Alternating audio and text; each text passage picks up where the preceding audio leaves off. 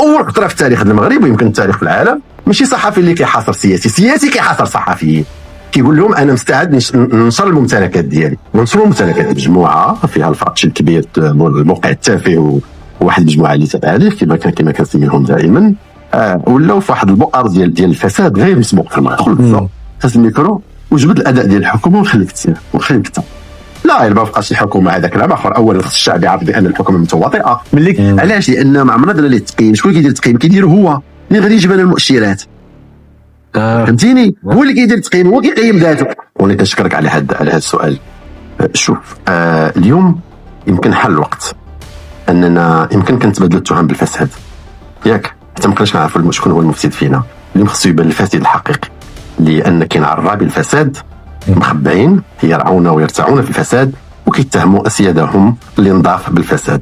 محمد أوزرين كيعرفوا كما كيعرفوه الاقرباء وحتى الناس اللي بعاد، خرج